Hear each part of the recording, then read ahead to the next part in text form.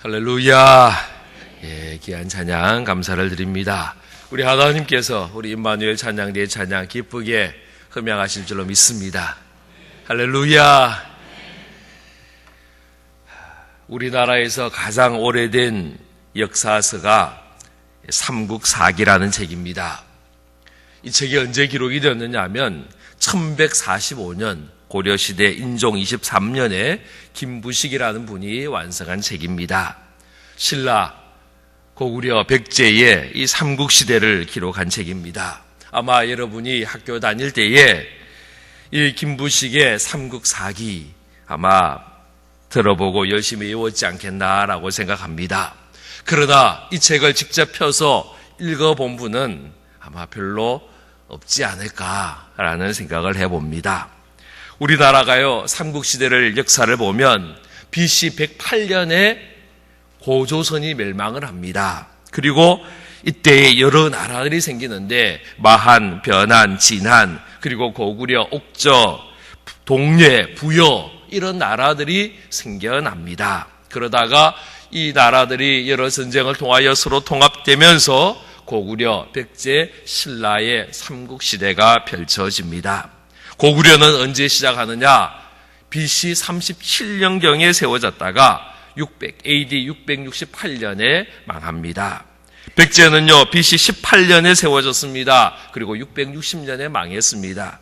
신라는요, BC 57년경에 세워지고 삼국을 통일했지만은 AD 935년에 망하게 됩니다. 김해를 중심으로 하였던 가야의 경우에는 AD 42년경에 세워져서 562년에 망했습니다. 여러분, 이때가 어느 때냐? 예수님이 태어나기 직전이거나 그때쯤에 막 이 나라들이 생겨나고 시작이 되었다라는 것을 우리가 역사의 기록을 통해서 보게 됩니다. 굉장히 오래된 역사인 것 같은데 우리 성경의 역사와 비교해 볼 때에 구약시대도 아니고 신약시대가 시작되는 그때쯤에 고구려가 생겼고 백제가 생겼고 신라가 생겼고 가야 문명이 생겼다라는 거예요. 지금 우리가 알고 있는 성경, 특별히 구약 성경은 이보다 훨씬 더 오래된 역사를 가지고 있습니다. 창세기, 출애굽기, 레위기, 민수기, 신명기를 기록했던 이 모세 오경을 기록했는데요. 이 모세가 언제 태어났느냐? BC 1527년에 태어났습니다. 그는요, BC 1446년에 애굽에 가서 나이 80에 자기 민족을 구원합니다. 그리고 BC 1405년에 세상을 떠났습니다. 김부식의 삼국사기보다 자그마치 2500년도 더 옛날에 성경을, 모세오경을 기록을 했다라는 것입니다. 그런데요, 이 성경이 지금까지 우리에게 전해지고, 그리고 이 성경 1145년에 기록된 우리나라의 삼국사기는 우리가 읽지 않지만은 그보다 훨씬 더 2500년 전에 더 옛날에 기록된 성경 말씀은 우리가 펼쳐들고 읽고요, 날마다 이 말씀을 묵상을 한다라는 그 자체가 기적이고 놀라운 일이다라고 생각을 하게 됩니다. 신구약 성경은요, 참 대단한 책입니다. 신약, 구약 39권, 신약 27권, 그래서 합쳐서 66권으로 구성이 되어 있습니다. 장수는요, 1189장입니다. 절수로는 31,173절입니다. 한글로는 기록을 제가 못 찾았는데 영어로 단어로 보면 영어 단어의 수가 773,692개의 단어로 구성됩니다. 알파벳 숫자로는요, 306만 6,490자의 알파벳으로 구성이 되어 있습니다.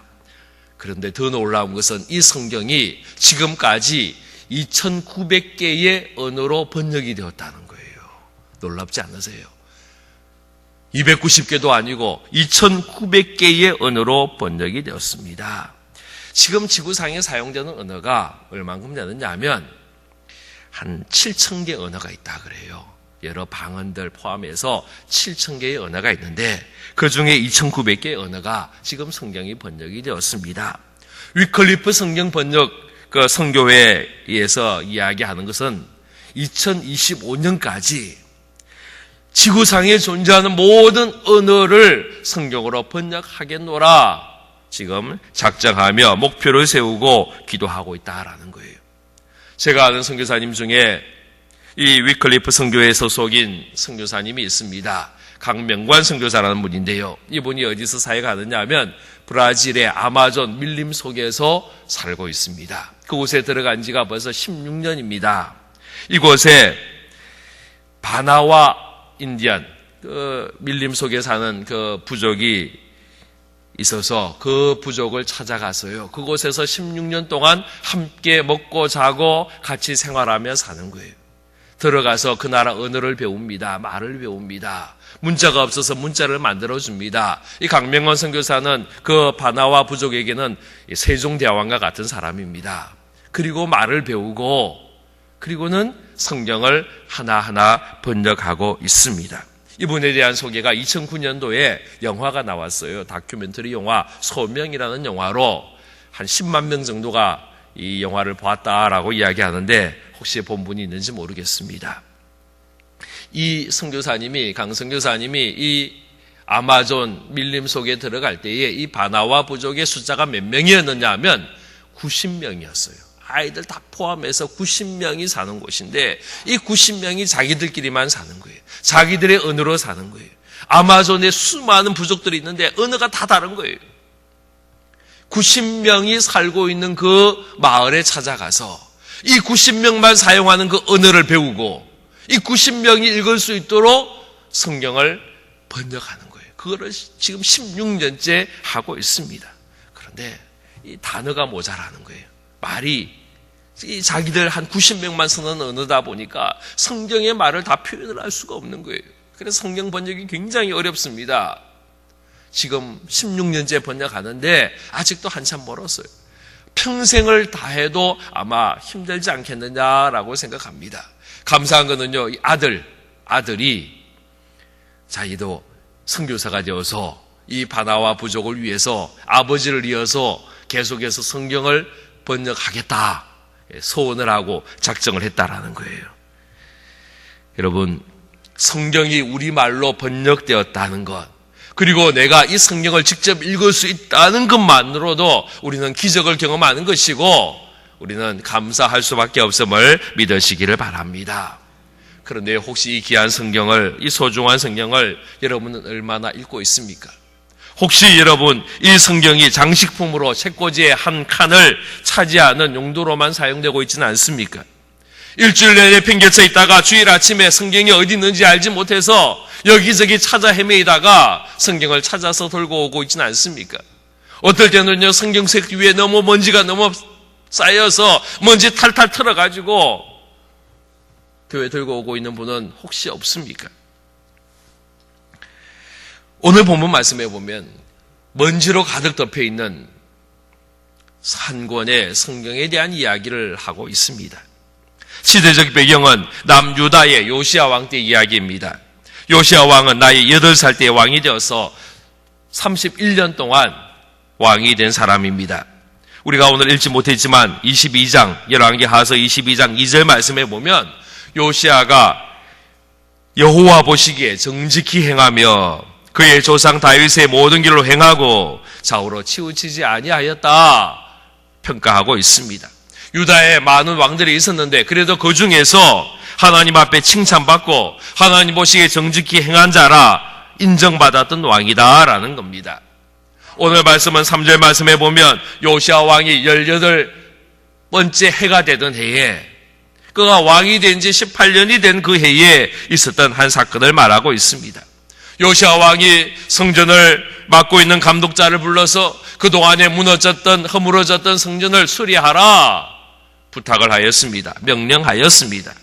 5절 6절 말씀 우리 함께 같이 읽겠습니다. 시작.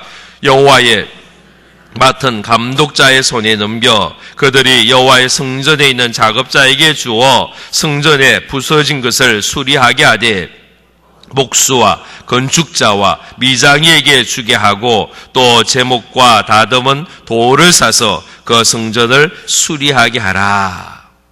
성전세가 있었습니다. 성전세를 받아서 이것이 많이 모여졌는데 이것을 성전 수리한 사람들에게 주어서 성전을 보수해라. 무너진 성전, 허물어진 성전을 수리하라라는 왕의 명령이 내렸습니다. 그래서 수많은 사람들이 그 예루살렘의 성전을 수리하기 시작하는데 그때 놀라운 일이 일어난 것입니다. 8절 말씀해 보면 대제사장 hil기야라는 사람이 그 성전 안에서 하나님의 율법책을 발견했다라고 이야기합니다. 학자들의 견해에 의하면 이 책이 바로 신명기 말씀이다라고 이야기를 합니다. 그리고 이 말씀을 10절에 보면 서기관이 왕 앞에서 이 율법의 책을 읽어주었습니다. 그리고 11절에 보면 왕은 이 율법책의 말을 듣고 그의 옷을 찢었다라고 말씀합니다. 이것이 무슨 말이냐 하면 회개했다라는 거예요. 사랑하는 성도 여러분, 놀랍지 않습니까?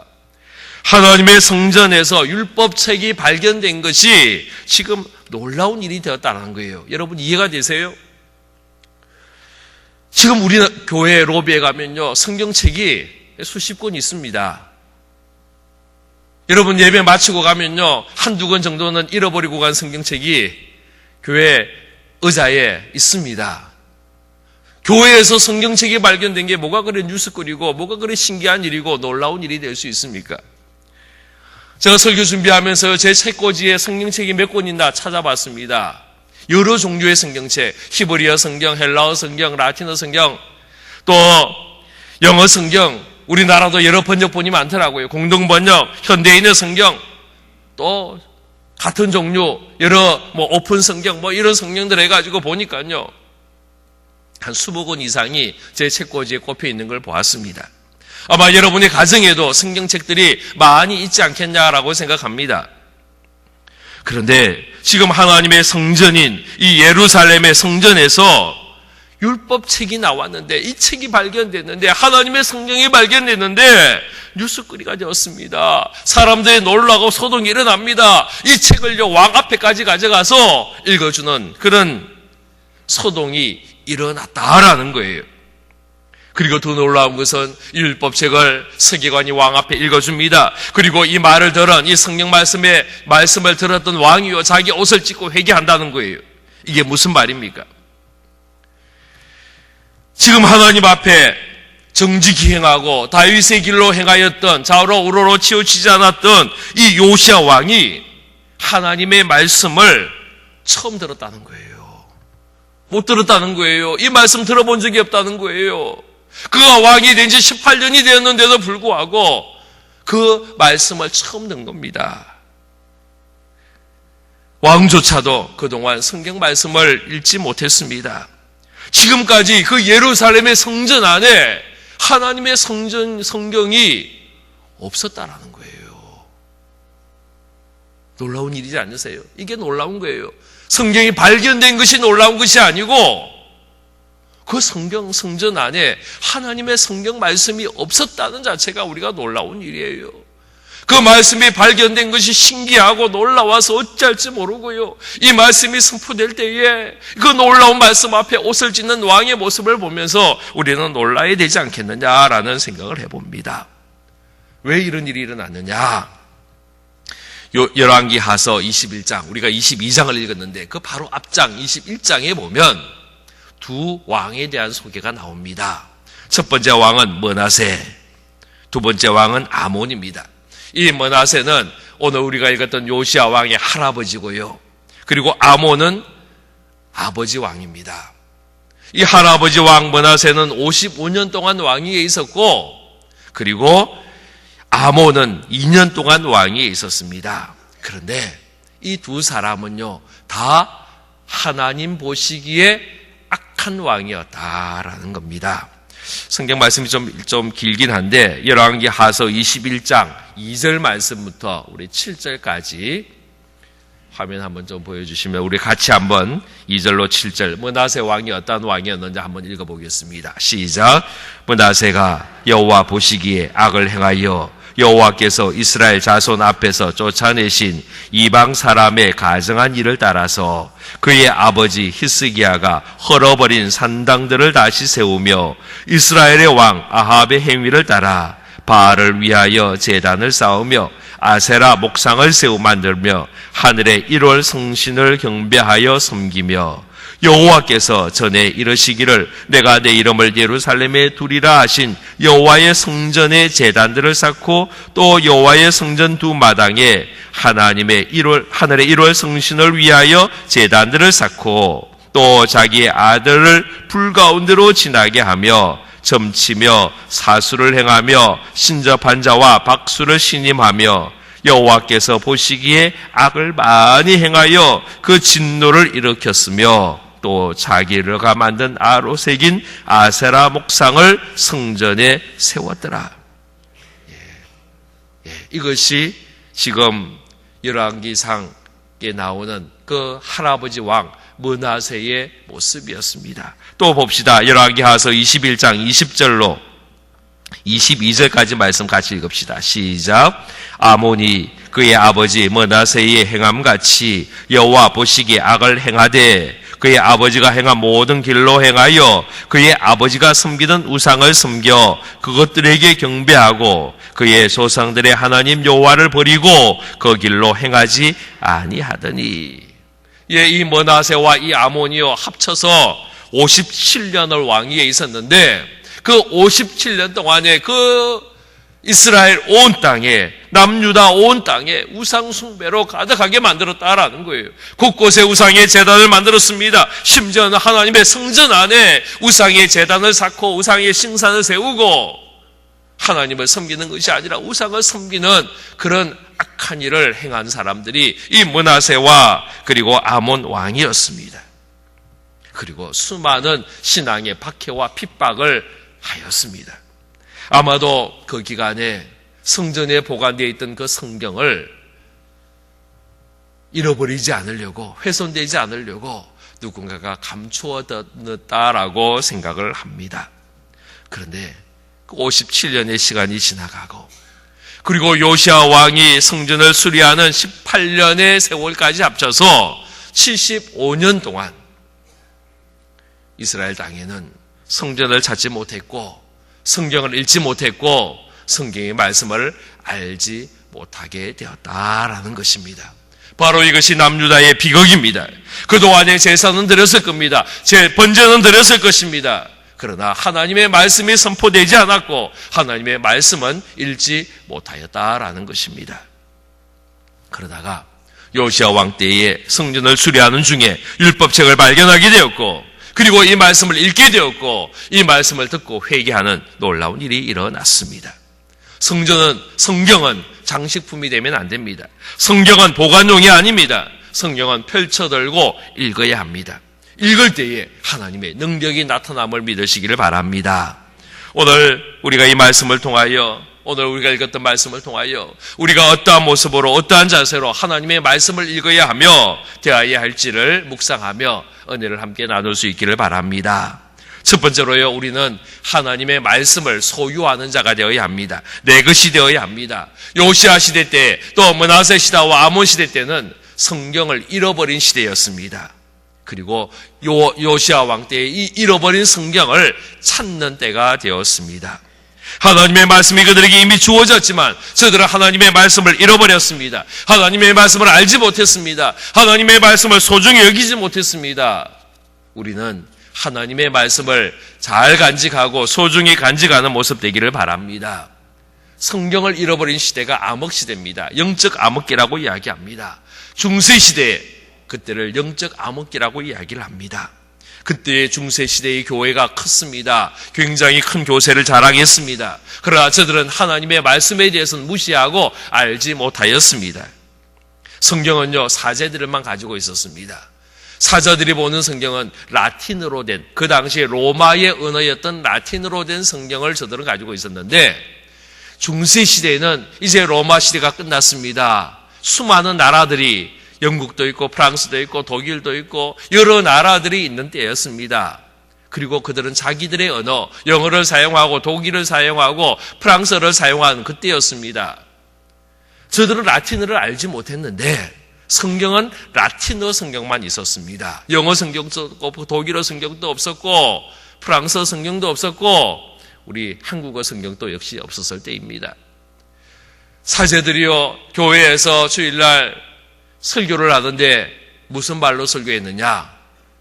놀라지 마십시오. 영어로 설교한 게 아니고요, 독일어로 설교한 게 아니고 라틴어로 설교를 했어요. 그런데 앉아있는 사람이 이걸 알아듣느냐? 못 알아듣는 거예요.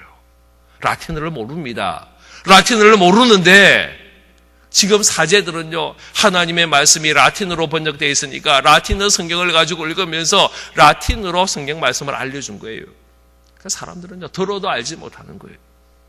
성경 말씀이 있지만은 저들은 읽을 수 없는 성경이었고 들을 수 없는 성경이었습니다. 신부들만 성경을 읽었고 성경을 들었다라는 거예요.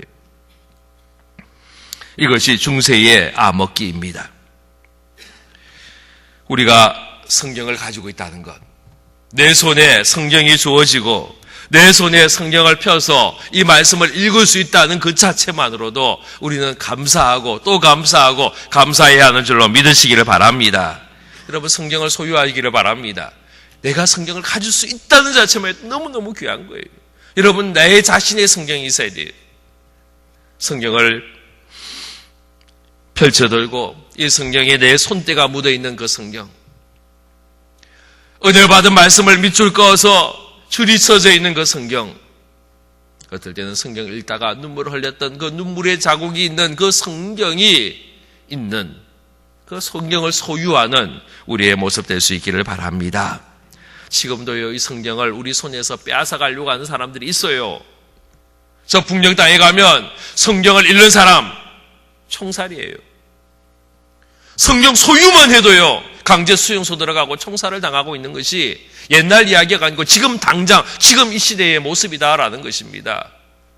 그런데도 불구하고 저 북녘 땅의 지하교회의 성도들은요, 그런 목숨의 위협 속에서도 성경 말씀 하나 소유하는 것을 얼마나 기대하고 얼마나 기뻐하고요. 어디서 누가 성경책 하나만 줘도 이거는 평생의 가보예요. 가슴에 품고 다니고요, 소중히 여기고요. 그 이불 밑에서요, 손전등을 비춰가면서 성경책을 읽고 있는 우리의 북녘 땅에 형제들이 있다는 사실을 우리가 기억할 수 있기를 바랍니다. 내 손에 주어지는 성경책을 여러분 소중히 여기시기 바랍니다. 내가 소중히 여기지 않으면 하나님께서도 우리의 것을 소중히 여기지 않으실지도 모릅니다. 우리의 성경을 소중히 여길 수 있기를 바랍니다. 여러분의 성경을 여러분의 자녀들에게 물려주십시오. 이것이 가장 귀한 유산이 되기를 바랍니다. 나의 사랑하는 채 비록 헤어졌으나 어머니의 무릎 위에 앉아서 재미있게 듣던 말 이 책 중에 있으니 이 성경 나는 사랑합니다. 할렐루야. 우리의 자녀들이 내 어머니가, 내 아버지가 읽었던 그 성경책 펼쳐들고 하나님 앞에 예배드리는 그 감격이 있어야 되지 않겠어요?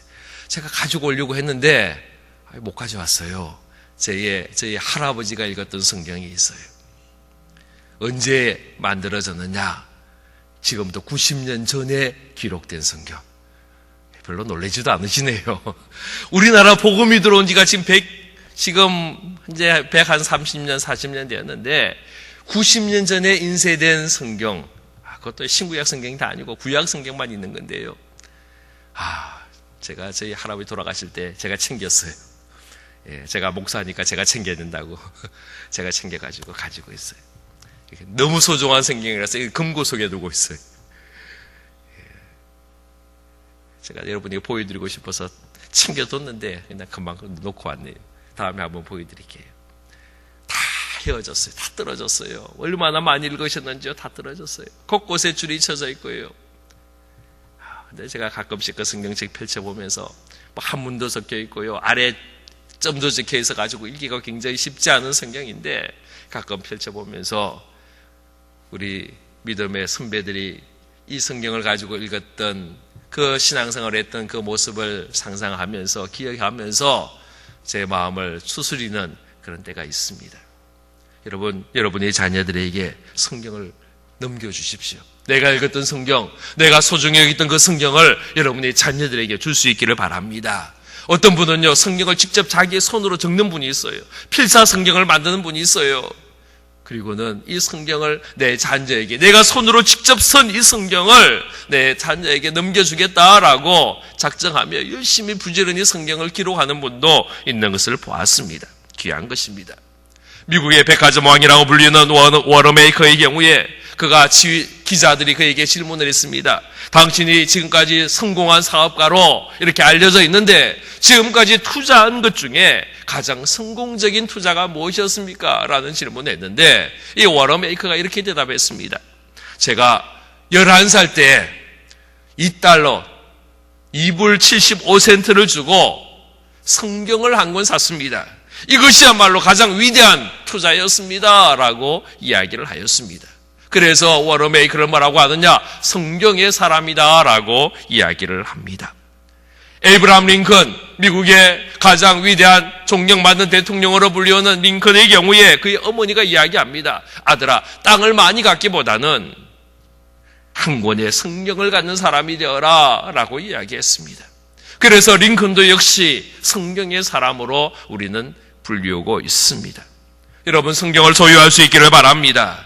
내 손에 이 성경이 들려질 때까지 수많은 사람들의 땀과 수많은 사람들의 피가 흘러졌다라는 사실을 기억하면서 우리의 성경을 소중히 여기기를 바랍니다. 성경을 좀 손에 늘 들고 다니면 좋겠는데 사실 쉽지 않잖아요.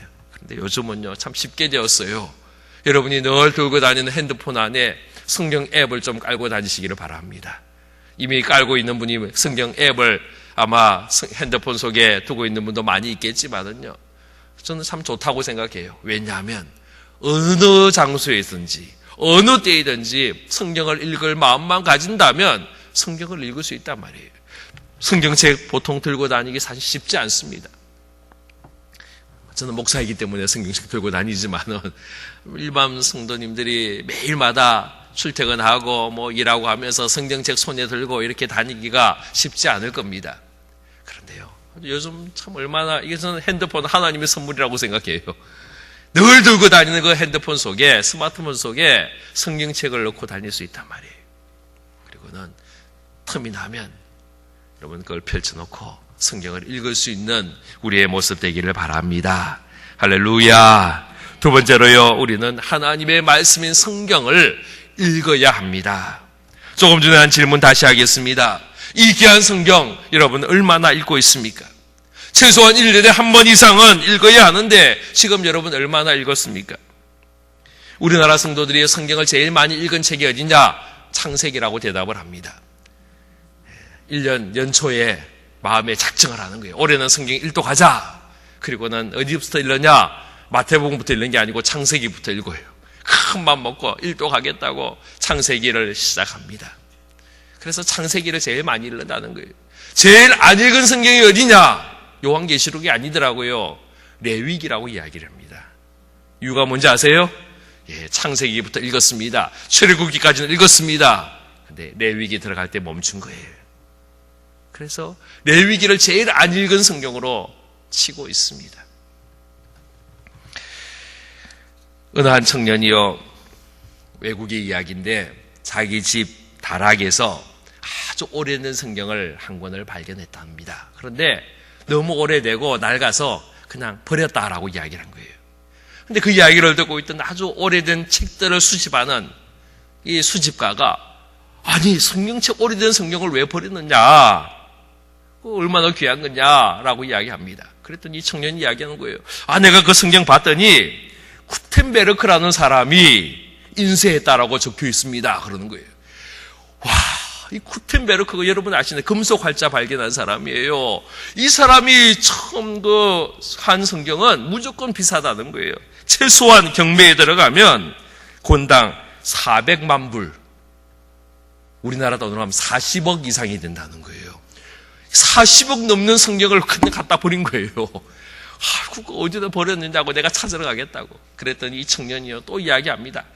그거 아무도 안 사갑니다. 그 책 내가 봤더니, 펼쳐봤더니 그 마틴 루트라는 사람이 얼마나 낙선을 많이 해놨는지 어이구, 우리 종교개혁했던 그 마틴 루터가요, 그 성경 본책이에요. 그걸 갖다 버렸다는 거예요. 이건 40억짜리가 아니고 아마 몇백억 하지 않겠냐라는 생각이 듭니다. 여러분, 어떤 성경이 비싼 성경이에요?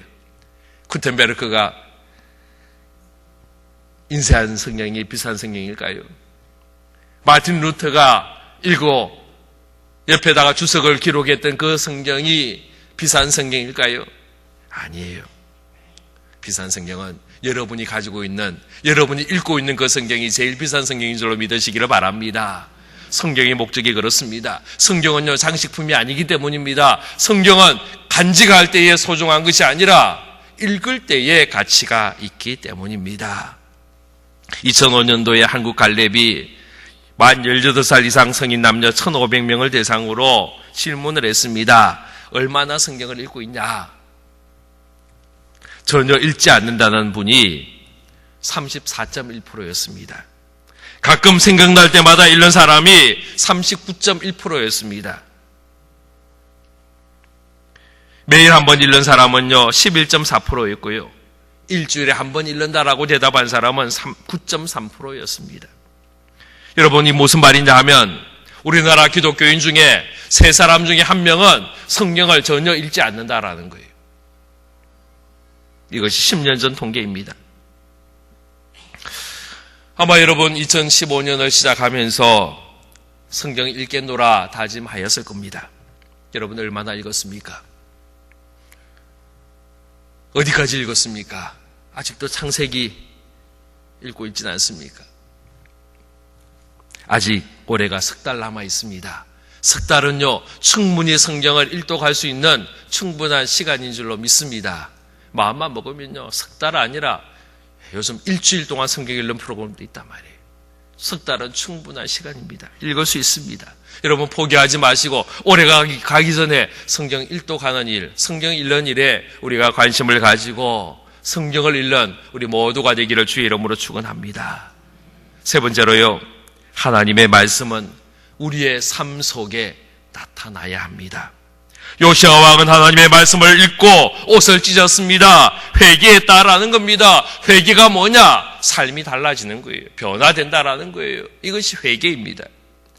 우리는 말씀을 읽을 때에 찔림이 있어야 됩니다. 창세기 사도행전 2장 37절 말씀에 보면 그들이 이 말을 듣고 마음에 찔려 베드로와 다른 사도들에게 물어 이르되 형제들아 우리가 어찌할꼬 이야기하였습니다. 하나님의 말씀이 임할 때에 저들은요 예루살렘에 살던 사람들은 마음에 찔렸습니다. 그래서 우리가 어찌할꼬 우리가 하나님의 말씀을 읽고 하나님의 말씀을 들을 때에 이 질문해야 합니다. 마음에 찔림이 있어야 됩니다. 아파야 합니다. 왜냐하면 하나님의 말씀은 우리의 영과 혼과 관절과 골수를 찔러 쪼개는 말씀이기 때문입니다. 아픈 것이 당연합니다. 그리고 이 말씀을 읽으면서 내가 어찌할꼬라는 질문을 해야 합니다. 하나님 말씀 들으면 아이고 좋네, 아이고 재밌네, 아이고 신기하네, 아이고 멋있네. 그리고는요 끝나버리면 이 말씀이 아무 의미가 없습니다. 잠시 잠깐 우리 마음에 유익을 주지만은 우리의 삶의 변화를 일으키지 못하는 말씀이 되면 안 된다는 겁니다.